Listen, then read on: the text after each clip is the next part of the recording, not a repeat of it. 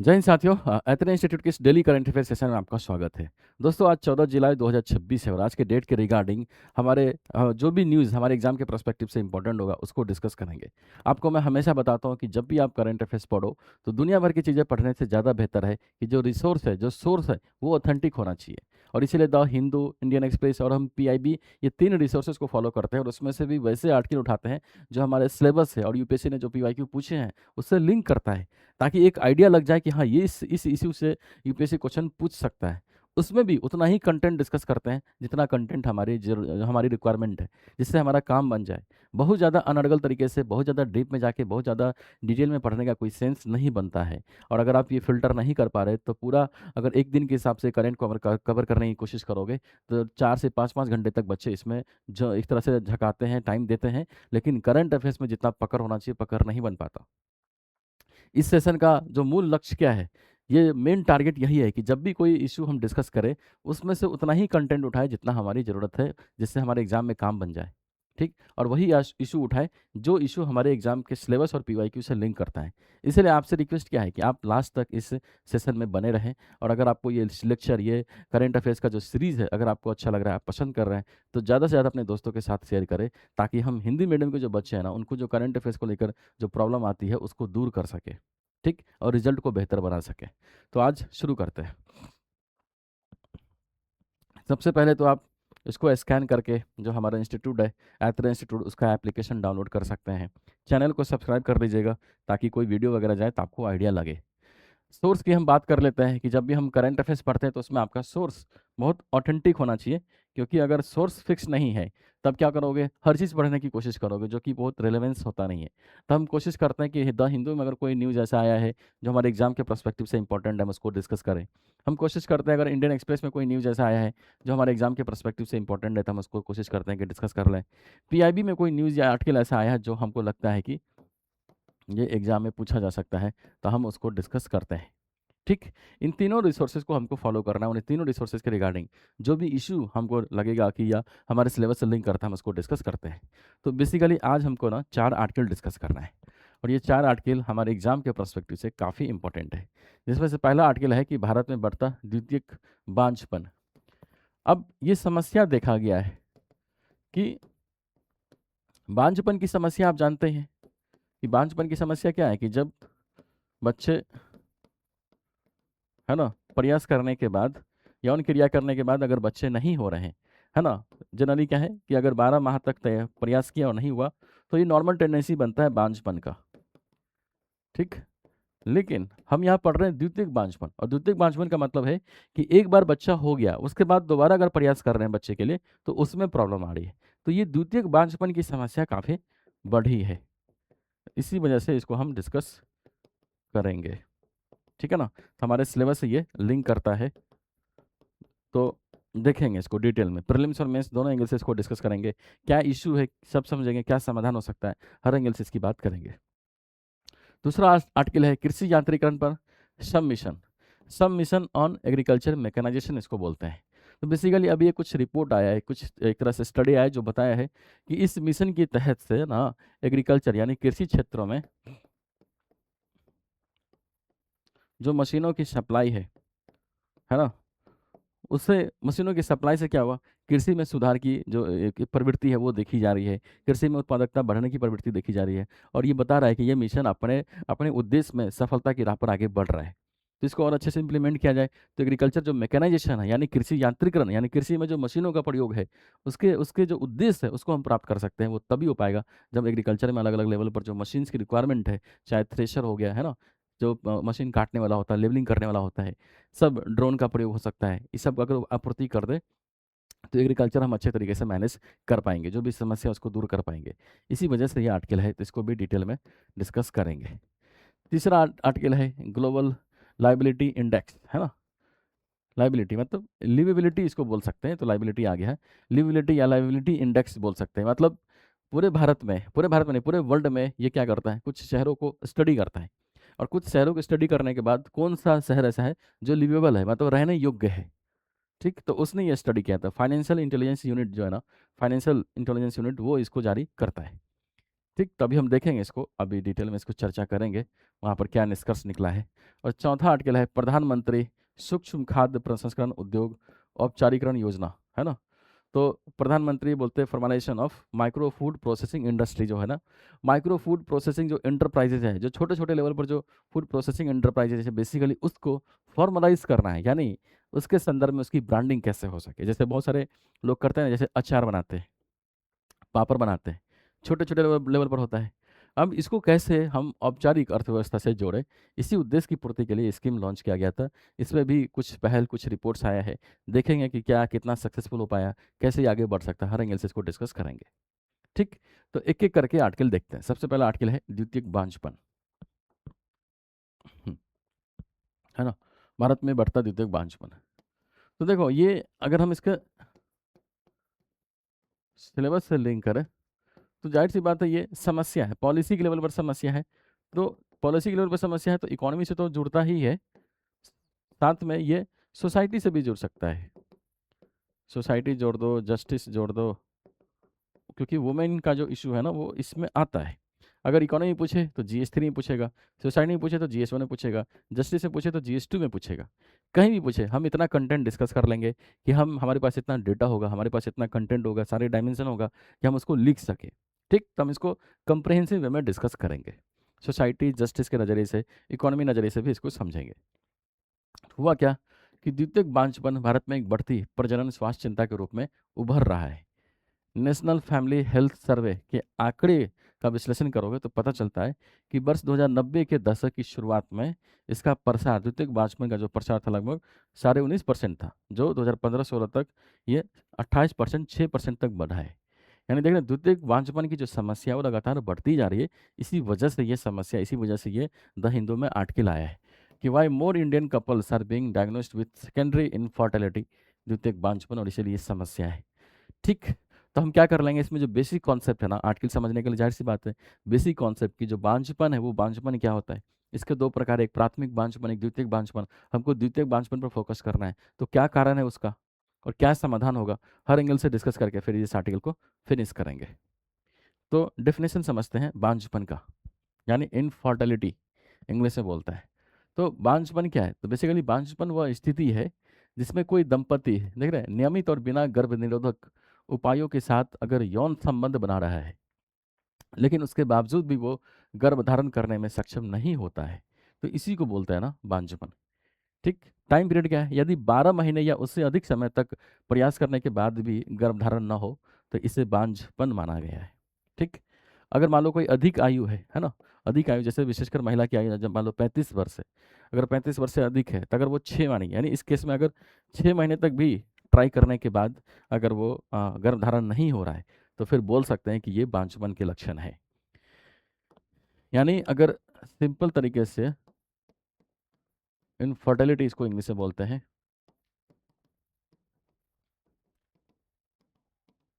ठीक, यानी ये क्या है, इनफर्टिलिटी का सिंपल मतलब है कि यौन संबंध, है ना, यौन संबंध, यौन संबंध बनाने के बावजूद, है ना, अगर 12 महीने तक ट्राई कर रहे हैं या उससे ज़्यादा समय लग गया, है ना, उस 12 महीने उससे ज़्यादा समय तक ट्राई करने के बावजूद भी अगर गर्भ धारण नहीं हो रहा है तो ये लक्षण क्या है, ये लक्षण है बांझपन का।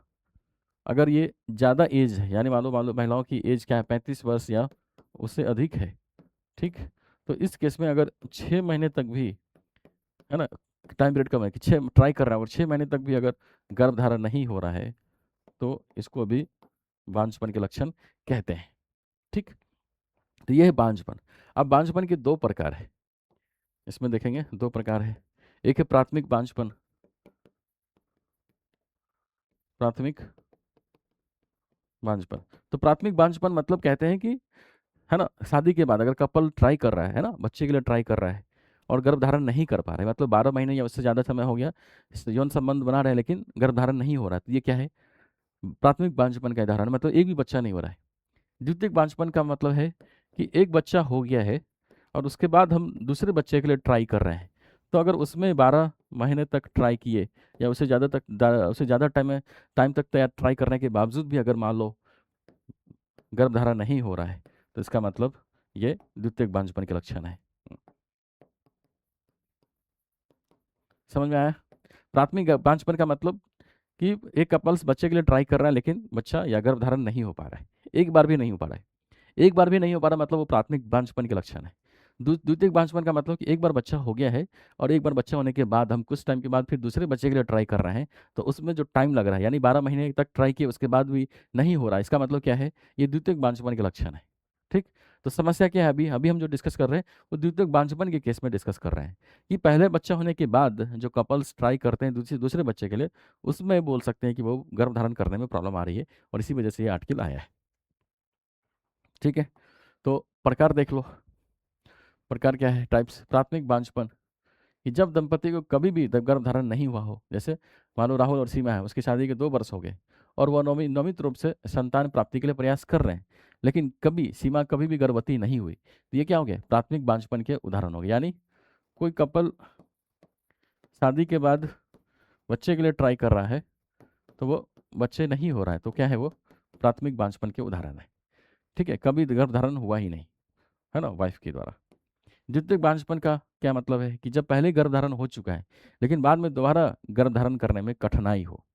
उदाहरण देखो कि मान लो कोई दंपति है, उसका पहला बच्चा हो चुका है लेकिन दूसरे बच्चों के लिए वो कई वर्षों तक प्रयास करने के बाद भी गर्भधारण नहीं हो पा रहा था, ये द्वितीयक बांझपन का लक्षण है या द्वितीयक बांझपन कहलाता है। हम इसके बारे में डिस्कस करेंगे कि द्वितीयक बांझपन जो है ना वो बहुत बड़ी समस्या बनती जा रही है। ठीक है ना? डेटा यही सजेस्ट कर रहा है कि इश्यू बनता जा रहा है। तो अब क्या करते हैं, हमको द्वितीयक बांझपन के बारे में सोचना है क्योंकि इसी पर हमारा आर्टिकल आया है। तो द्वितीयक बांझपन हमने परिभाषा देख लिया कि पहले एक बार बच्चा होने के बाद दूसरे बच्चे के लिए जब हम ट्राई करते हैं तो उसमें गर्भधारण करने में प्रॉब्लम आती है, तो ये द्वितीयक बांझपन के लक्षण है। तो पहले हम देख लेंगे कि इसके क्या क्या कारण है, कारण समझेंगे और सभी कारण को कवर करने के साथ कुछ एग्जाम्पल भी देख लेंगे और फिर उसके बाद हम देख लेंगे क्या समाधान हो सकता है। समाधान डिस्कस कर लेंगे तो फिर ये हमारा आर्टिकल क्या हो जाएगा? कवर हो जाएगा। बेसिक कॉन्सेप्ट के रिगार्डिंग हमारा कवर हो जाएगा। तो फिर उसके बाद अगर कोई क्वेश्चन होगा मेंस वाला तो उसकी आपको राइटिंग करनी है। ठीक है, उसकी राइटिंग करनी है आपको। तो देखते हैं एक एक करके कारण क्या है ना? द्वितीयक बांझपन के बढ़ने के प्रमुख कारण। तो पहला कारण क्या है कि विवाह और मातृत्व की बढ़ती आयु, डिलेड पेरेंटहुड। अभी अभी वर्तमान समय में क्या हो रहा है कि एक तो जितने भी यूथ है ना वो शादी ही नहीं करना चाहते और शादी करना चाह कर भी रहे हैं तो बहुत लेट से शादी कर रहे हैं, लेट से शादी कर रहे हैं। ऊपर से पेरेंट बनने में भी बहुत ज़्यादा टाइम लगा देते हैं। शादी कर लेंगे फिर उसके 4 साल 5 साल बाद वो बच्चे के लिए प्लानिंग करते हैं। क्यों? क्योंकि अभी का जो कंज्यूमरिज्म यानी जो उपभोक्तावादी संस्कृति है, जो सोशल मीडिया का दौर है, डिजिटल इकोनॉमी का जो दौर है, इसमें क्या है? सफलता सबसे बड़ी चीज़ मानी जाती है। तो जब तक कोई मान लो कोई कोई बॉयज़ है या गर्ल्स है, अगर वो शादी करना चाह रहा है तो फिर उससे पहले वो चाहता है कि पहले उसका लाइफ स्टेबल हो जाए, तब शादी करे। इस चक्कर में क्या होता है 30-35 साल एज क्रॉस कर जाता है। फिर उस टाइम पीरियड में शादी करेंगे तो फिर उसके बाद वो अपना जो मैरिड लाइफ है उसको सेट स्टेबल करने की कोशिश करते हैं, तब वो बच्चा प्लान करते हैं। फिर इस चक्कर में क्या होता है? बहुत डिले हो जाता है, बहुत लेट हो जाता है। तो जो फर्टिलिटी है ना उसमें समस्या आती है कि वर्तमान समय में शिक्षा, कैरियर और आर्थिक स्थिरता के कारण कई दंपति दूसरा बच्चा देर से प्लान करते हैं। ठीक, एक तो शादी बहुत लेट करते हैं। उम्र बढ़ने के साथ महिलाओं में जो अंडा है ना एक सी गुणवत्ता और संख्या कम होने लगती है और इस वजह से सेकेंडरी यानी द्वितीयक बांझपन की समस्या बढ़ती है। जैसे एक महिला ने 30 वर्ष की उम्र में पहला बच्चा मान लो दिया, लेकिन दूसरा बच्चा वो 38 से 40 वर्ष की उम्र में प्लानिंग करते हैं। तो इस उम्र में गर्भधारण करने की संभावना कम हो जाती है क्योंकि जो एग्स है, जो अंडा है, उसकी जो गुणवत्ता है, संख्या वो कम हो जाती है। तो फर्टिलिटी यानी एक तरह से प्रजनन करने में, गर्भधारण करने में समस्या आती है।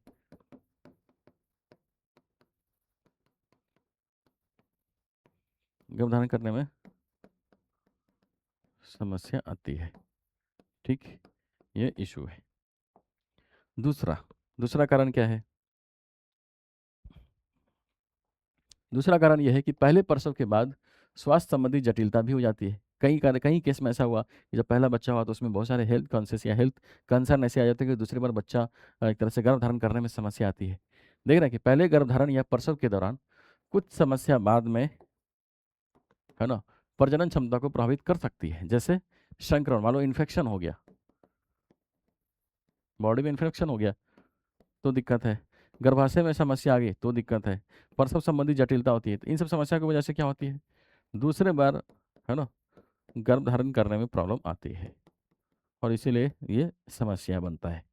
देख रहे हैं, पहले प्रसव के बाद वे संक्रमण के कारण फैलोपियन ट्यूब में रुकावट आ सकती है ना, जिससे दूसरी बार गर्भधारण करने में कठिनाई हो सकती है। फैलोपियन ट्यूब में ही अगर प्रॉब्लम आ गई तो फिर गर्भधारण करने में दिक्कत आएगा, इशू आएगा, क्योंकि इन्फेक्शन हो गया है। ये भी समस्या है। तीसरा देखोगे तो जो हमारा लाइफ स्टाइल है ना, उसमें बहुत ज़्यादा बदलाव हुआ है। अब जो लाइफ स्टाइल है, शहरी जीवन हम जीते हैं, अब सिटी है ना, बड़े बड़े कॉरपोरेट लाइफ है लोगों का। अब कॉरपोरेट लाइफ में जो कल्चर, उसमें क्या है कि बहुत सारा एक्सपेक्टेशन है लाइफ को लेकर, उससे बहुत ज़्यादा तनाव है, कंपटीशन है, तनाव है। उस तनाव में क्या होता है, जो लाइफ स्टाइल होना चाहिए वो लाइफ स्टाइल भी बहुत तनावपूर्ण हो जाता है ना।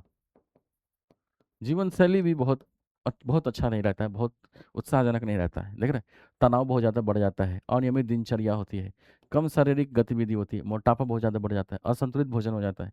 ये सब बेसिकली क्या करते हैं, प्रजनन क्षमता को प्रभावित कर सकते हैं और इसी वजह से गर्भधारण करने में दिक्कत आती है। जैसे आईटी क्षेत्र में काम करने वाला दंपति लंबे कार्य घंटे और तनाव के कारण स्वास्थ्य समस्याओं का सामना करता है, जिससे गर्भधारण करने में क्या होती है, परेशानी होती है। इसलिए द्वितीयक बांझपन के लक्षण है। ठीक है, नेक्स्ट देखिए कि पुरुषों में भी प्रजनन क्षमता से जुड़ी समस्या हो सकती है, कि द्वितीयक बांझपन केवल महिलाओं की समस्या थोड़ी ना है। मतलब अगर एक तो समझ में आ गया कि महिलाओं में प्रॉब्लम है तो ठीक है, लेकिन कई बार क्या होती है, ये समस्या पुरुषों में भी तो आ सकती है ना। पुरुषों में भी बहुत सारी समस्या, बहुत सारे इशू की वजह से, है ना, गर्भ धारण करने में, है ना, बोल सकते हैं कि इशू आता है, प्रॉब्लम आती है, समस्या आ सकती है, दिक्कत आ सकती है। तो देख रहे हैं कि पुरुषों में शुक्राणुओं की संख्या में कमी आ गई, है ना, उसकी गुणवत्ता में कमी आ गई, हार्मोन संबंधी समस्या होगा। अब इस सब की वजह से क्या होगी, गर्भधारण करने में दिक्कत आएगी, है ना, गर्भधारण हो ही नहीं पाएगा। अगला है पर्यावरण प्रदूषण और उसके रसायनों का प्रभाव। इसकी वजह से भी, प्रदूषण की वजह से भी प्रजनन क्षमता यानी जो गर्भधारण है उसमें प्रॉब्लम आती है। कि वायु प्रदूषण, कीटनाशक, औद्योगिक रसायन और प्लास्टिक से निकलने वाले रसायन हार्मोन बैलेंस होता है ना, हार्मोन संतुलन को प्रभावित कर सकते हैं। अब इससे क्या होता है कि पूरा बॉडी, जो पूरा लाइफ स्टाइल है ना, वो प्रभावित होता है और जो स्वास्थ्य है उसकी गुणवत्ता प्रभावित होती है ना। तो इस वजह से भी प्रजनन क्षमता प्रभावित होती है, या बोल सकते हैं कि गर्भधारण करने में समस्या आती है। जैसे देखो, कृषि क्षेत्रों में अगर लंबे समय तक कीटनाशक का उपयोग कर रहे हैं और उस कीटनाशक के संपर्क में रहने वाले लोग में प्रजनन स्वास्थ्य पर प्रभाव देखा जा सकता है। ये रिपोर्ट्स भी है कि एग्रीकल्चर में अगर आप काम कर रहे हैं, यानी खेती कर रहे हैं और उसमें लंबे टाइम तक वो पेस्टिसाइड्स वगैरह जो यूज़ करते हैं, केमिकल्स यूज़ करते हैं, अगर उसके कॉन्टेक्ट में है आप, तो आपका जो हेल्थ है उसकी गुणवत्ता प्रभावित होती है। फिर ऐसे पदार्थों का अगर सेवन करते हैं, अभी हाल के दिनों में क्या है कि कोई भी प्रोडक्ट ले लो, उसमें आपको कुछ ना कुछ मिलावट आपको मिल ही जाएगा। मिलावट मिल जाएगा तो ऐसे मिलावटी प्रोडक्ट खाने से कैंसर की समस्या बढ़ रही है, स्वास्थ्य में जो पोषण की समस्या है वो बढ़ रही है। तो इन सब की वजह से क्या होगा, आपका जो हेल्थ इकोसिस्टम है, जो स्वास्थ्य का संतुलन होना चाहिए, हार्मोनल बैलेंस होना चाहिए, वो सब बिगड़ जाता है। इससे क्या होता है, इससे जो गर्भधारण करने की जो कैपेसिटी है, महिलाओं में समस्या, पुरुषों में समस्या, दिक्कत आने लगती है, इसलिए बांझपन की समस्या बढ़ रही है ना। ये सब कारण है जिससे बोल सकते हैं कि बांझपन की समस्या बहुत विकराल होती जा रही है और अगर समय रहते इस पर काम नहीं किया गया तो फिर और दिक्कत हो सकती है। ठीक है ना। तो समाधान की दिशा में बढ़ते हैं। समाधान क्या होगा, सजेशन क्या होगा, क्या उपाय अपनाएं। तो सबसे पहले क्या है कि प्रजनन स्वास्थ्य को लेकर ना जागरूकता बढ़ाओ, कि लोगों को यह समझाने की आवश्यकता है कि उम्र, जीवन शैली और स्वास्थ्य का प्रजनन क्षमता पर प्रभाव पड़ता है। समय पर जांच और चिकित्सीय सलाह लेने से उसको प्रोत्साहित किया जाना चाहिए। ठीक, जैसे यदि कोई दंपति है 1 वर्ष तक प्रयास करने के बाद भी अगर गर्भधारण नहीं कर पा रहे हैं, तो दोनों पति पत्नी को डॉक्टर से परामर्श लेना चाहिए, ना कि केवल महिला को जिम्मेदार मानना चाहिए। अभी हमारे भारत में क्या है, स्टिग्मा है, बहुत सारा स्टिग्मा है कि अगर मान लो एक महिला अगर वो गर्भधारण नहीं कर पा रही है तो हम महिला को ही क्रिटिसाइज करते हैं। मैं एक वीडियो देख रहा था जिसमें एक एक लड़का है ना, वो अपनी वाइफ को डंडे से पीट रहा है सिर्फ इस वजह से क्योंकि बच्चा बच्चा एक तरह से नहीं हो पा रहा उनका, है ना, गर्भधारण करने में प्रॉब्लम आ रही है महिलाओं को। अब ये समस्या केवल महिला की समस्या नहीं, हो सकता है पुरुषों की समस्या हो। जो जो पुरुष है उस केस में, जो मेल है वो भी अगर चेकअप कराए तो उसमें भी हो सकता है कुछ समस्या निकले। तो अगर वो डॉक्टर से सलाह लेने की अगर डॉक्टर से सलाह ले लेंगे समय पर, तो क्या होगा, इस समस्या से हम निजात पा सकते हैं। लेकिन महिलाओं को वो जोड़ के देखते हैं कि महिला में ही कमी है। अब ये स्टिग्मा की वजह से है ना, ये जो पूर्वाग्रह है, इसकी वजह से क्या होती है, हम समाधान की दिशा में आगे बढ़ ही नहीं पाते और वो इशू जस का तस रहता है। तो कायदे से क्या करना है, समाधान की दिशा में आगे बढ़ना है, डॉक्टर से समय पर सलाह लेनी है, मशवरा करना है। ठीक, समय पर परिवार नियोजन और संतुलित निर्णय करने की कोशिश है कि दंपतियों को परिवार नियोजन के साथ साथ प्रजनन आयु को भी ध्यान में रखना चाहिए। बहुत अधिक देरी से दूसरा बच्चा प्लान करने से बचना चाहिए। जैसे देखो, यदि कोई महिला 30 वर्ष की आयु में पहला बच्चा किया, तो दूसरा बच्चा बहुत लंबे समय तक टालने के बजाय स्वास्थ्य और उम्र को ध्यान में रखकर योजना बनाई जा सकती है ना। ये देख लो ना कि अगर 30 वर्ष में आप पहला बच्चा कर रहे हैं, तो अगर बहुत ज़्यादा लेट कर देंगे, बहुत ज़्यादा समय लग जाएगा, तो हो सकता है कि फिर दूसरे बच्चे को करने में, है ना, जो गर्भ धारण करने में समस्या आए, और इसीलिए समय रहते इसको दूर करने की ज़रूरत है। ठीक है ना। स्वस्थ जीवन शैली अपनाना, कि संतुलित आहार लो, बैलेंस डाइट लो, नियमित व्यायाम करो, है ना, एक्सरसाइज करो, रेगुलर एक्सरसाइज करो, तनाव कम करने की कोशिश करिए, धूम्रपान और शराब से बचने की कोशिश करो। अब ये सबसे क्या होगा, अगर हम ये बैलेंस तरीके से अगर हम लाइफ स्टाइल मेंटेन कर पाएंगे, तो जो ये सब समस्या है ना, उससे हम बच सकते हैं। ठीक है, उससे हम बच सकते हैं और इसको दूर कर सकते हैं।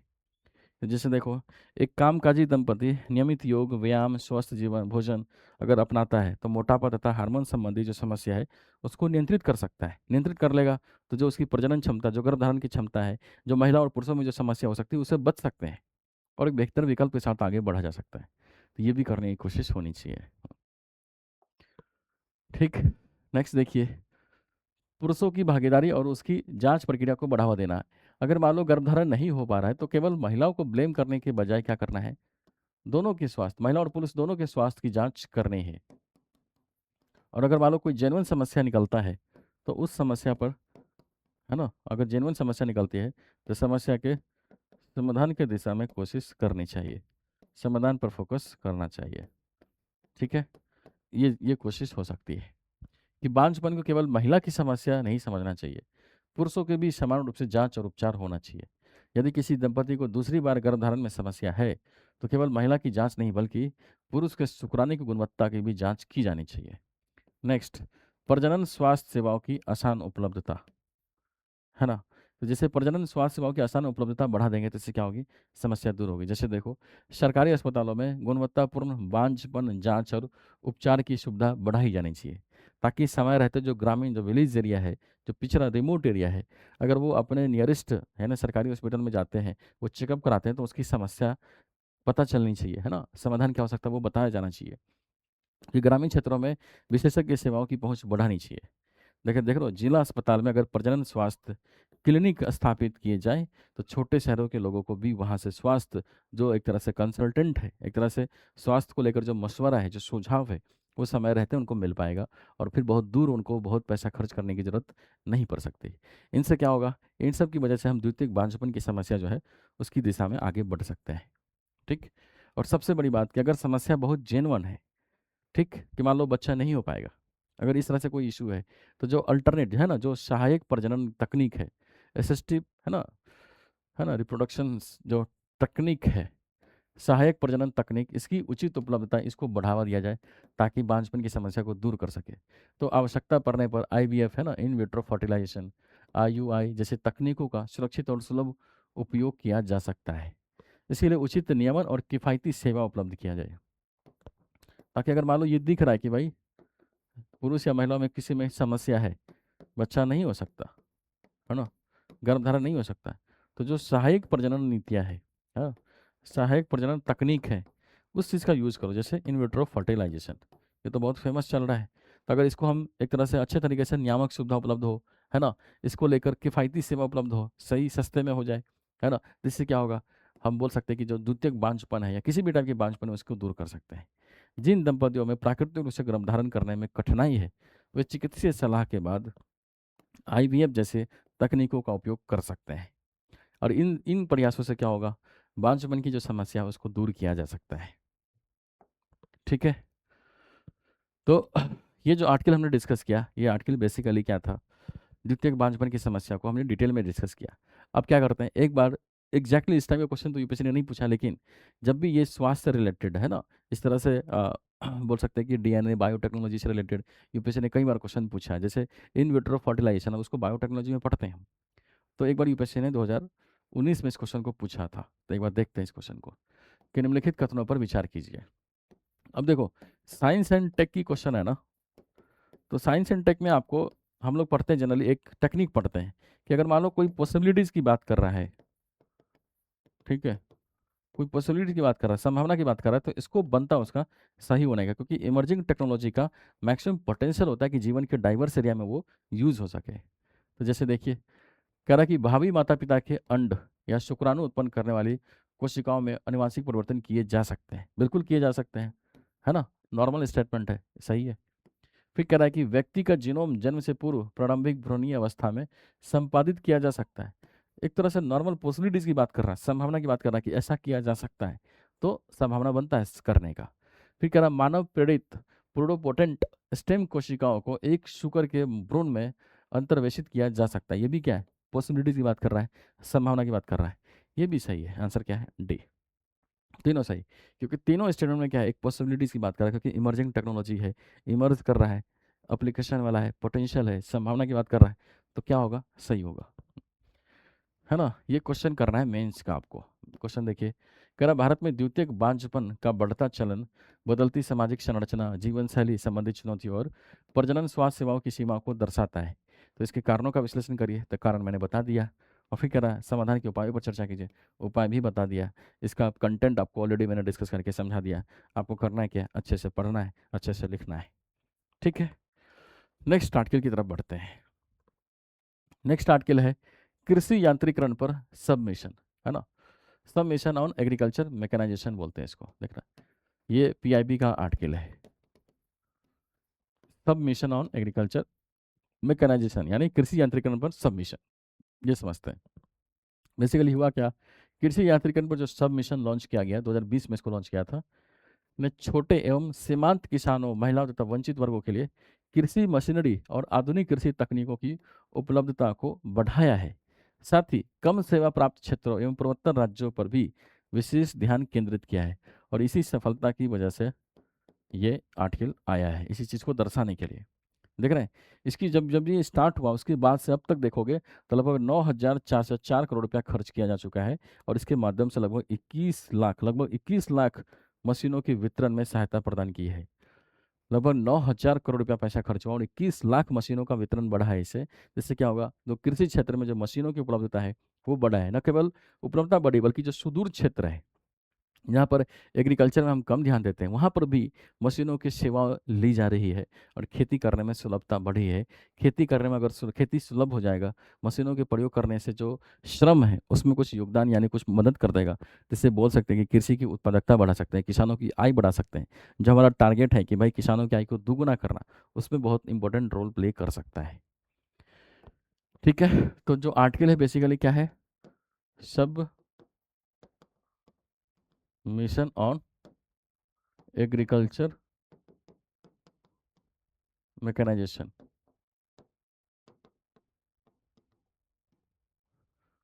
सब मिशन ऑन एग्रीकल्चर मैकेनाइजेशन। तो बेसिकली क्या कर रहा है, ये 2020 में लॉन्च हुआ था, और इसका फोकस क्या है,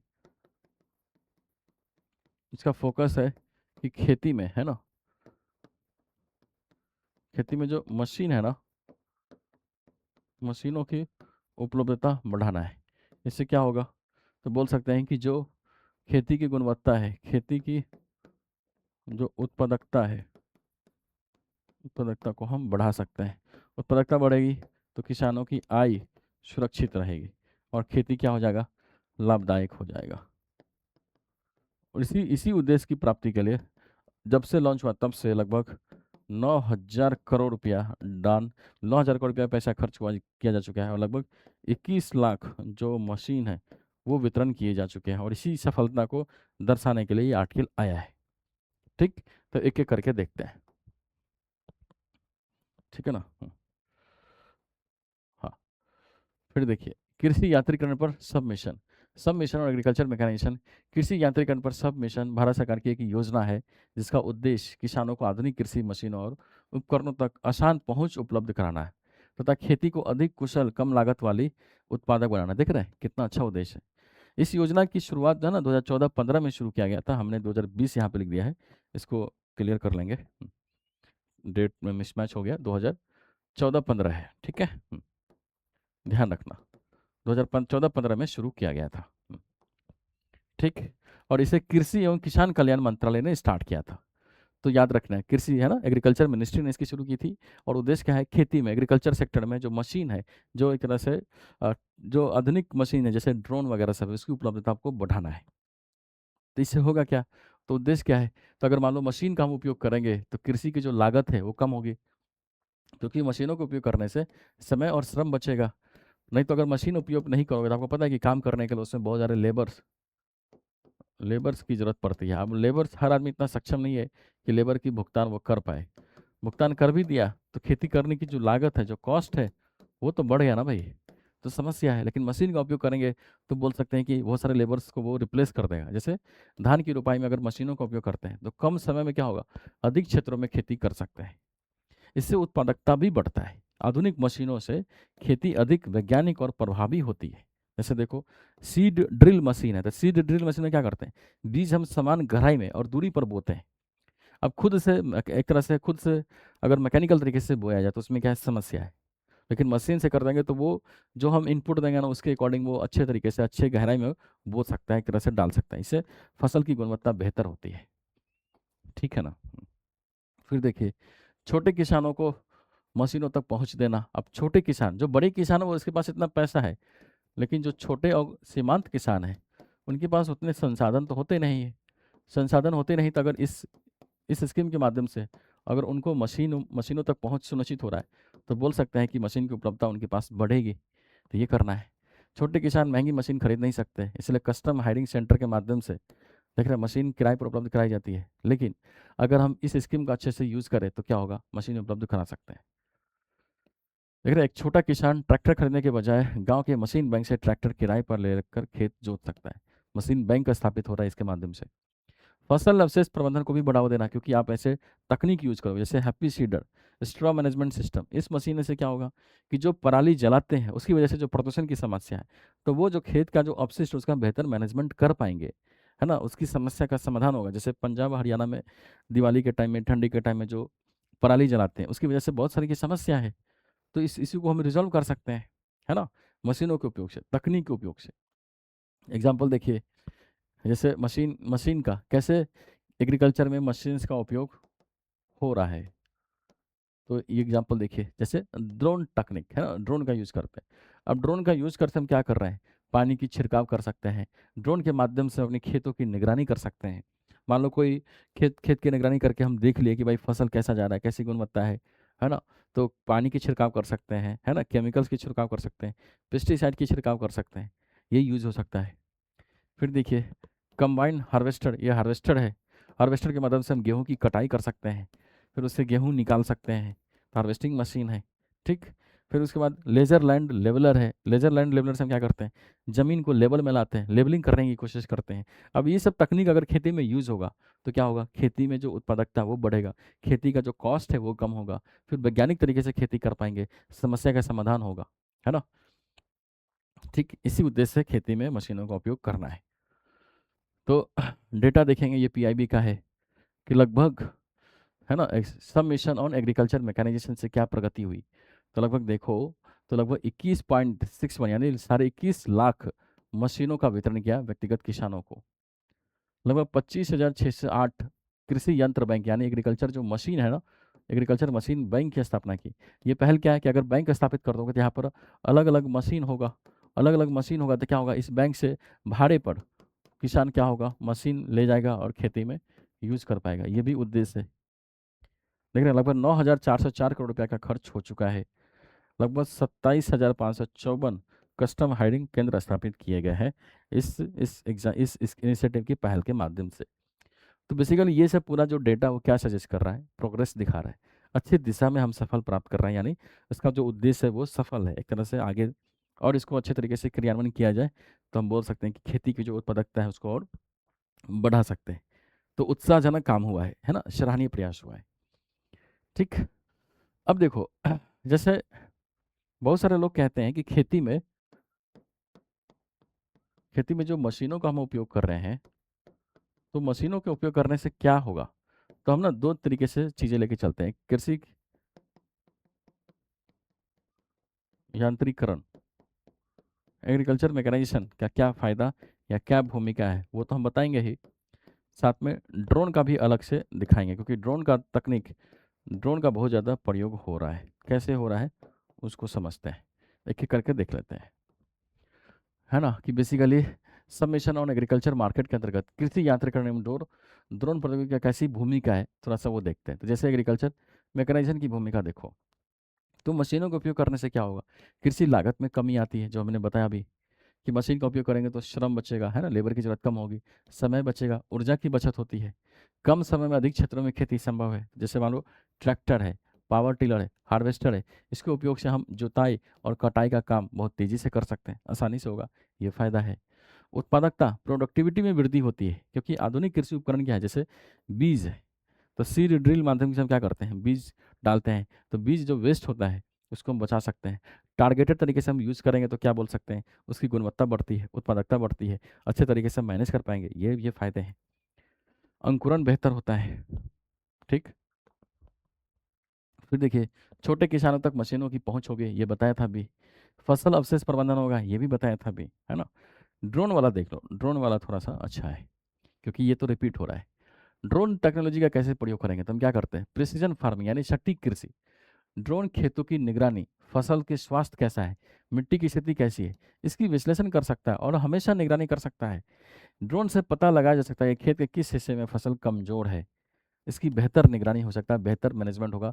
इसी को बोलते हैं प्रिसीजन फार्मिंग। बहुत एक तरह से बोल सकते हैं कि वेस्ट, जो फसल का वेस्ट हो जाता था, मान लो फसल कमजोर है, हम इसकी निगरानी ही नहीं कर पाए, लेकिन ड्रोन के माध्यम से बेहतर निगरानी कर सकते हैं, मैनेज कर सकते हैं उसको।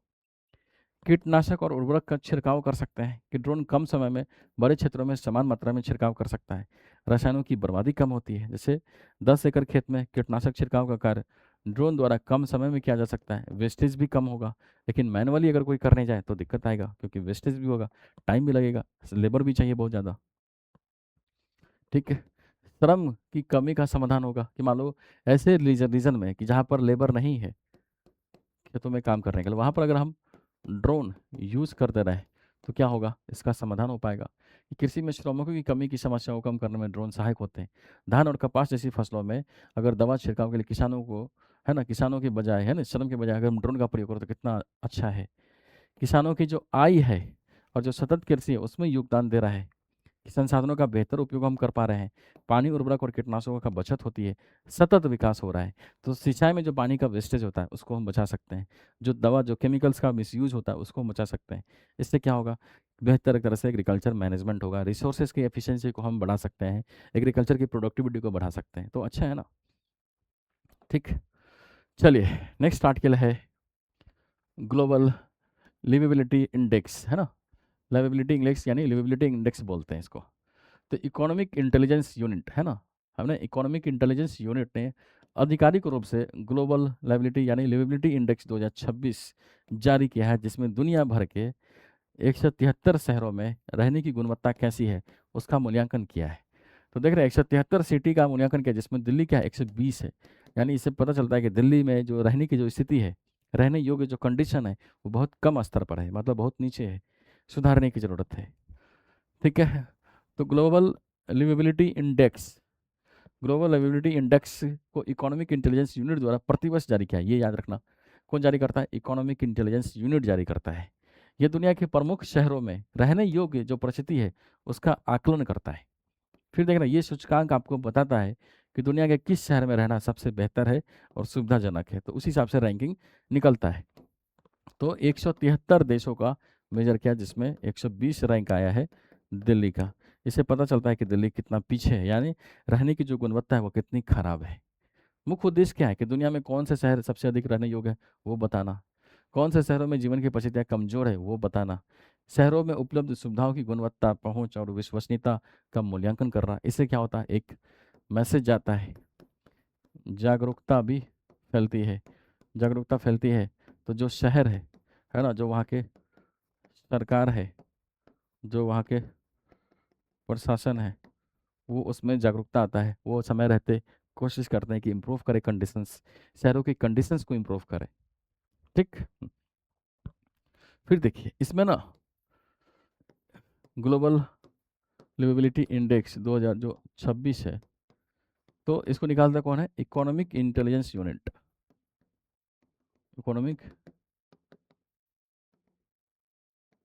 इंटेलिजेंस यूनिट बेसिकली एक वर्ल्ड का ऑर्गेनाइजेशन है जो ये काम करता है।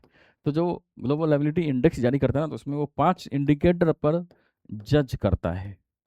अब वो 5 इंडिकेटर कौन है, एक एक करके देख लेते हैं। तो बेसिकली 5 आधारों पर, यानी किन आधार, यानी 5 आधारों पर शहरों का मूल्यांकन किया जाता है। सबसे पहले शहरों में स्टेबिलिटी कैसी है, तो किसी भी शहर के रहने योग्य है या नहीं, पहले हम देखते हैं वहाँ की कानून व्यवस्था, स्टेबिलिटी, कानून व्यवस्था कैसा है वो शहर का, सुरक्षा व्यवस्था कैसी है, राजनीतिक स्थिरता कैसी है। पता चला आप घूमने के लिए गए और वहाँ पर कानून व्यवस्था बहुत खराब है, तो खराब होगा तो आपका जीवन के खतरा है ना, आपकी हत्या हो सकती है, आप रहने योग्य वहाँ पे है नहीं। जैसे पाकिस्तान में कोई बहुत सारे क्रिकेटर वहाँ मैच खेलने के लिए गए, तो उससे क्या हुआ, वहाँ पर एक तरह से बम विस्फोट हो गया। बम विस्फोट हो गया मतलब रहने योग्य स्थिति नहीं, यानी स्टेबिलिटी नहीं है, खतरा है, कभी भी कानून व्यवस्था के सामने समस्या आ सकती है। तो ऐसे जगह पर जाने से लोग बचेंगे, है ना। तो पहला इंडेक्स क्या है, स्टेबिलिटी देखना है। जहाँ पर अपराध कम होगा तो नागरिक ज़्यादा सुरक्षित महसूस करते हैं, इसलिए पर्यटक भी वहाँ जाएंगे। दूसरा कि उस जगह पर स्वास्थ्य की सेवा कैसी है, अस्पतालों की गुणवत्ता और स्वास्थ्य सुविधाओं की उपलब्धता कैसी है। अगर ये बेहतर है तो पर्यटक अट्रैक्ट होते हैं, लोग जाते हैं। जहाँ अच्छे अस्पताल और सस्ती स्वास्थ्य सुविधा उपलब्ध होगी तो लोग वहाँ पर जाना पसंद करते हैं। ठीक, ये दूसरा इंडिकेटर है। तीसरा इंडिकेटर है कि वहाँ का कल्चर और इन्वायरमेंट कैसा है, सांस्कृतिक गतिविधि कैसी है, प्रदूषण स्तर कैसा है, ग्रीनरी कैसी, यानी हरित क्षेत्र कैसा है, लाइफ स्टाइल कैसा है। अगर स्वच्छ हवा और पर्याप्त पार्क वाले शहर है तो वहाँ पर लोग ज़्यादा अट्रैक्ट होते हैं। और आपको पता है कि दिल्ली में जो प्रदूषण की समस्या है वो इतनी ज़्यादा है कि लोग यहाँ से आने से कतराते हैं। प्रदूषण की समस्या है, प्रदूषण की समस्या की वजह से लोगों का जीवन यापन मुश्किल होता जा रहा है, दिक्कत होती है। ठीक। एजुकेशन को भी देखते हैं कि स्कूलों और शैक्षणिक संस्थानों की गुणवत्ता कैसी है। जहाँ अच्छी शिक्षा सुविधा आसानी से उपलब्ध होगा लोग वहाँ पर ज़्यादा अट्रैक्ट होते हैं। बुनियादी ढांचा यानी इंफ्रास्ट्रक्चर को भी कोशिश की जाती है देखने की। तो बुनियादी ढांचा में परिवहन की कैसे साधन कैसे हैं, सड़क कैसी है, बिजली की व्यवस्था कैसी है, पानी की व्यवस्था कैसी है, डिजिटल सुविधा कैसे है, पेमेंट वगैरह ऑनलाइन वगैरह होता है क्या, वो सब देखी जाती है। अगर ये सब फैसिलिटी अच्छी है तो लोग वहाँ पर ज़्यादा अट्रैक्ट होंगे। इन्हीं सब पैरामीटर पर अगर जांचेंगे तो दिल्ली कितने नंबर पर आया है, 173 सिटी में 120 नंबर पर आया। यानी बोल सकते हैं कि इन सभी पैरामीटर्स पर दिल्ली को भी बहुत काम करने की जरूरत है। और दिल्ली की बात इसलिए कर रहे हैं कि दिल्ली भारत का कैपिटल है, राजधानी है। तो अगर राजधानी में ही ये इतनी खराब स्थिति है तो आप ये समझ सकते हो कि बाकी स्टेट, बाकी जो सिटी है उसकी स्थिति कैसी होगी। और इसीलिए दिल्ली के बारे में डेटा आया है, तो दिल्ली के बारे में ये बोल सकते हैं कि दिल्ली अभी रहने योग्य के मामले में देखेंगे तो बहुत पीछे है, 173 सिटी में 120वें नंबर पर है। और इसलिए ये समस्या है। तो सरकार को, है ना, प्रशासन को, जो भी एक तरह से रिस्पॉन्सिबल या जितने भी स्टेक होल्डर है, सबको कोशिश करना चाहिए कि भाई जो शहरों का जीवन स्तर है, जो लाइफ स्टाइल है, जो क्वालिटी है, उसको बढ़ाओ। तो उसमें स्टेबिलिटी होनी चाहिए, कानून व्यवस्था को दुरुस्त करो, है ना। ये जो 5 पैरामीटर हो गया, इसी बेसिस पर जज करेंगे ना। स्टेबिलिटी देखो, शिक्षा व्यवस्था देखो, स्वास्थ्य की सुविधा कैसी है, इंफ्रास्ट्रक्चर कैसा है ना। हर एंगल पर जांचा जाए, हर एंगल को इम्प्रूव करने की कोशिश की, तभी जाके हम इस इंडेक्स में अपना जो पोजीशन है, दिल्ली का जो रैंक है, उसको हम बेहतर कर सकते हैं, उसको हम आगे बढ़ा सकते हैं। ठीक। लास्ट आर्टिकल है हमारा कि प्रधानमंत्री सूक्ष्म खाद्य प्रसंस्करण उद्यम और उद्यम औपचारिकरण योजना। इंग्लिश में देखो, इंग्लिश में है कि प्रधानमंत्री formalisation of micro food processing enterprises. इसका मतलब क्या है कि माइक्रो फूड प्रोसेसिंग एंटरप्राइजेस को फॉर्मलाइजेशन यानी औपचारिकरण करना है। देख रहे हैं, सूक्ष्म खाद्य प्रसंस्करण उद्यम का औपचारिकरण। तो थोड़ा सा देखते हैं कि basically micro food processing enterprises, तो नाम दे रहे हैं कि जो छोटे सूक्ष्म सूक्ष्म जो खाद्य प्रसंस्करण उद्योग होता है ना, या उद्यम है, बेसिकली उसका क्या करना है, फॉर्मलाइजेशन यानी औपचारिकरण, नाम क्या है, मतलब क्या हुआ इसका?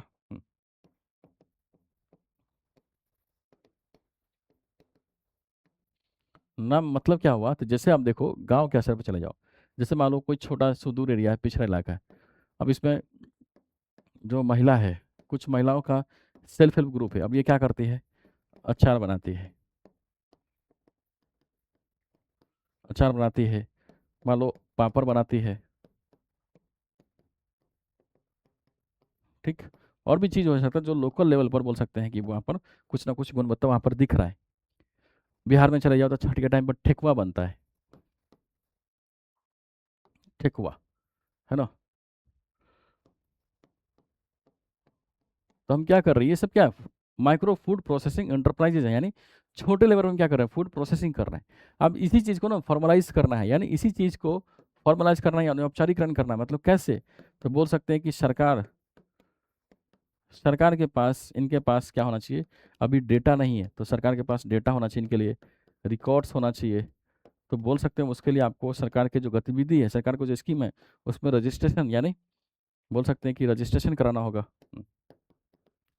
बेसिकली क्या है, पर्पस क्या है, कि इन सब का फॉर्मलाइजेशन करना, यानी सरकारी रिकॉर्ड में सरकारी स्कीम का इनका लाभ मिल सके, इनको फायदा मिल सके, ये सब सुनिश्चित करना है। और इसीलिए ये स्कीम लॉन्च किया गया कि प्रधानमंत्री formalisation of micro food processing enterprises, यानी सूक्ष्म खाद्य प्रसंस्करण उद्योग का औपचारिकरण करने की दिशा में ये पहल लॉन्च किया गया था। और इसी वजह से ये न्यूज़ में है, क्योंकि ये उपलब्धता इसकी अच्छी है ना, उपलब्धता इसकी बहुत अच्छी है। तो देख रहे हैं, ये पीआईबी में आर्टिकल आया था कि केंद्रीय खाद्य प्रसंस्करण उद्योग मंत्री जो चिराग पासवान है, इन्होंने नई दिल्ली में आयोजित एक विशेष राष्ट्रीय समारोह की अध्यक्षता की, जिसमें प्रधानमंत्री सूक्ष्म खाद्य प्रसंस्करण उद्योग औपचारिकरण योजना के अंतर्गत 2 लाख क्रेडिट लिंक्ड जो लाभार्थी है, उसकी ऐतिहासिक उपलब्धि हासिल करने के लिए उत्सव मनाया। यानी इस स्कीम के तहत 2 लाख बोल सकते हैं कि जो माइक्रो फूड प्रोसेसिंग जो एंटरप्राइजेज जो चला रहे हैं, जिससे जुड़े हुए जो लोग हैं, उनको जो सुविधा मिला है, उसके उत्सव यानी उसके सफलता को सेलिब्रेट किया है। देख रहे हैं कि हेल्थ इस scheme landmark achievement of over 2 lakh credit link beneficiary, 2 lakh लोगों को बोल सकते हैं कि औपचारिकरण से जोड़ने के लिए जो सरकार सहायता दे रही है, वो 2 लाख लोगों तक पहुंचा है। समझ पाए? यानी इस स्कीम में औपचारिकरण करने की कोशिश में सरकार क्या कर रही है, डेटा रजिस्ट्रेशन ये सब करने के लिए स्कीम से जोड़ रही है। और उसमें कहते हैं कि जो क्रेडिट लिंक यानी जो पैसे की मदद देते हैं, उसमें 2 लाख लोगों को सहायता मिल पाया है। यानी अभी तक 2 लाख लोगों ने सहायता यानी मदद यहाँ से लिया है। और इसी चीज़ को यहाँ पर सेलिब्रेट किया गया है, ठीक है, उत्सव मनाया गया है। तो इसी वजह से ये न्यूज़ में है, ठीक है। Basically micro food processing enterprises यानी सूक्ष्म खाद्य प्रसंस्करण जो उद्योग है। अब जैसे अचार बनाते हैं, पापड़ बनाते हैं, ठेकुआ बनाते हैं, ये सब क्या छोटे लेवल पर काम होता है। अब इसको सरकारी रिकॉर्ड, सरकारी डेटा के साथ जोड़ना है, सरकारी स्कीम के फायदे के जो जो स्कीम है उसे जोड़ना है, तभी वो औपचारिकरण होगा, तभी सरकार के पास उसका रिकॉर्ड होगा। तो सरकार क्या करती है, ऐसे इंटरप्राइजेज को बढ़ावा देने के लिए कुछ मदद करती है, पैसे का हेल्प करती है, सहायता देती है, ताकि और ब्रांडिंग कर सके, है ना, उस अपने प्रोडक्ट को मार्केट तक पहुंचा सके, ये सब सुनिश्चित करने की कोशिश करती है। तो कहते हैं कि 2 लाख लोगों को ना सहायता मिला है, लाभ उठाया है, और इसी वजह से ये न्यूज़ में है। देख रहे हैं कि प्रधानमंत्री सूक्ष्म खाद्य प्रसंस्करण उद्यम औपचारिकरण योजना, इसको बोलते हैं PMFME। यह योजना भारत सरकार की एक व्यापक और समावेशी केंद्र प्रायोजित राष्ट्रीय योजना है। सेंट्रली स्पॉन्सर्ड योजना है, मतलब इसमें केंद्र और राज्य दोनों का सहयोग होता है, केंद्र और राज्य दोनों का सहयोग होता है, ठीक। जिसका उद्देश्य क्या है, भारत के अत्यधिक असंगठित जो सूक्ष्म खाद्य प्रसंस्करण क्षेत्र है, उसको औपचारिकरण करना, आधुनिक और अधिक सक्षम बनाना। तो जैसे मान लो भारत में लाखों जो छोटे स्तर के जो लोग हैं, जैसे अचार बनाते हैं, पापड़ को बनाते हैं, फल एवं सब्जी उत्पादों को संरक्षित करते हैं, ये बिना पंजीकरण और आधुनिक सुविधा के काम करते हैं। बेसिकली इस स्कीम का उद्देश्य यह है कि इन छोटे उद्यमों को बैंकिंग व्यवस्था, सरकारी सहायता और आधुनिक बाजार से जोड़ना, और इसी उद्देश्य की पूर्ति के लिए ये स्कीम लॉन्च किया गया था। और कहता है कि इस स्कीम के तहत लगभग 2 लाख लोगों को फायदा पहुंचा है, यानी लाभ उठाया है इस स्कीम के तहत। और इसी चीज़ को सेलिब्रेट करने के लिए उत्सव यानी जो मंच है सजा था, ठीक। बेसिकली ये जो योजना है प्रधानमंत्री फॉर्मलाइजेशन, है ना, ये योजना काम कैसे करता है? तो बेसिकली सबसे पहले काम करता है कि क्रेडिट लिंक्ड पूंजी सब्सिडी यानी पैसा देता है, कि छोटे जो खाद्य प्रसंस्करण जो उद्यमी है उसको बैंक ऋण के साथ आर्थिक सहायता दी जाती है। इससे वे मशीन खरीदते हैं, है ना? मशीनरी खरीदते हैं और अपना जो व्यवसाय है उसको आधुनिक बना सकते हैं। जैसे मान लो एक छोटा अचार बनाने वाला उद्यमी अगर मशीन, पैकेजिंग उपकरण और स्टोरेज सुविधा स्थापित कर ले, तो कितना अच्छे तरीके से वो डेवलप कर सकता है। और इसीलिए पैसा कहाँ से आएगा, लोन कहाँ से आएगा, तो इस स्कीम के तहत मिलता है। शेयर्ड मशीनरी प्लेटफॉर्म्स यानी साझा मशीनरी प्लेटफॉर्म स्थापित करते हैं।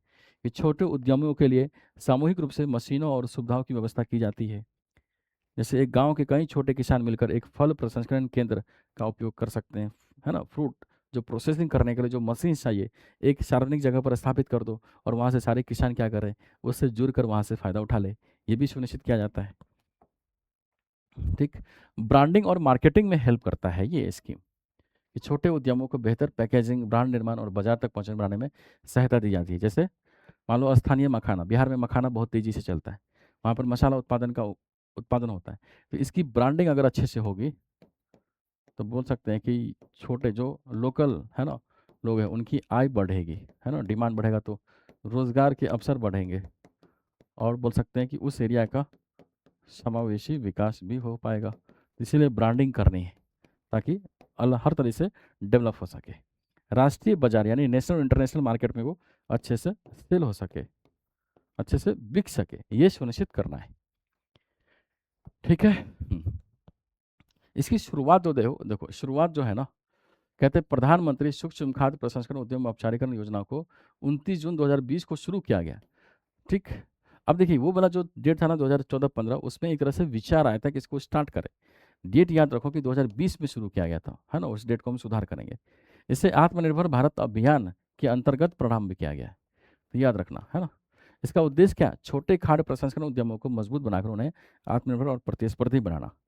बेसिकली इसको लॉन्च किसने किया है? Ministry of food processing industry ने लॉन्च किया है, जिसके अभी मंत्री कौन है? तो मंत्री है चिराग पासवान, ये याद रखना।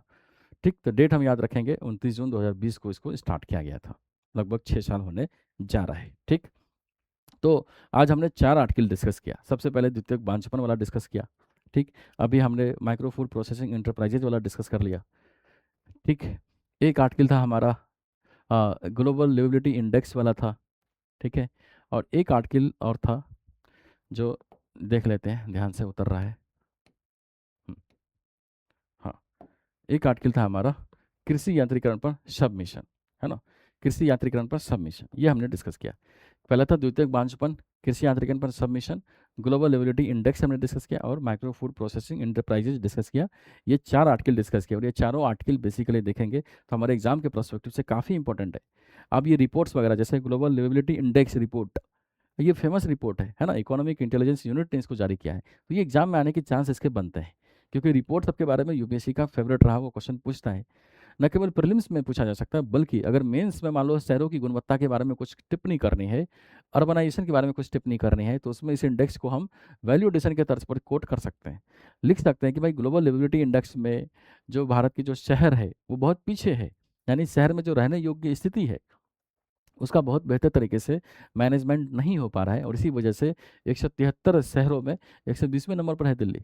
अब ये देख लो कितने पीछे है। तो ये क्या हो रहा है, मेंस में वैल्यू एडिशन में भी काम आ सकता है। ये जो स्कीम है food processing industry, food processing sector के बारे में यूपीएससी हर दूसरे तीसरे साल क्वेश्चन पूछती है, करीब 7-8 बार क्वेश्चन पूछ चुकी है। तो उसमें अगर कुछ वैल्यू एडिशन करना है तो आप इसको यूज़ कर सकते हैं। तो जो भी इशू हम पढ़ते हैं ना उसमें प्रीलिम्स और मेंस दोनों एंगल से पढ़ते हैं, ताकि जहाँ पर आए तो वहाँ पर हम उसको यूज़ कर ले। और इसीलिए देखेंगे तो ये आपकी तैयारी के लिए करंट अफेयर्स अगर इस तरह से पढ़ेंगे तो बहुत अच्छे तरीके से यूज़ कर सकते हैं। ठीक। तो आज के पूरे डिस्कशन को हम यहीं समाप्त करते हैं। उम्मीद है ये लेक्चर आपको पसंद आया होगा। अगर आपको ये लेक्चर या सीरीज़ पसंद आ रहा है तो आप चैनल को सब्सक्राइब करें, वीडियो को ज़्यादा से ज़्यादा शेयर करें और बेल आइकन भी दबा लें, ताकि कोई भी वीडियो हम अपलोड करें तो आपको पहले से इन्फॉर्मेशन चला जाए। साथ में अगर कोई डाउट्स है, कोई भी सजेशन अगर आप हमको देना चाहते हैं तो आप कमेंट में डाल सकते हैं, ताकि हम उस दिशा में काम करके अपने सेशन को और बेहतर बना सकें और हिंदी मीडियम के बच्चों के लिए जितने अच्छे तरीके से कंटेंट, जितने अच्छे तरीके से क्वालिटी हमको देना है हम उसको सुनिश्चित कर सकें। मिलते हैं अगले क्लास में, तब तक के लिए जय हिंद, जय भारत।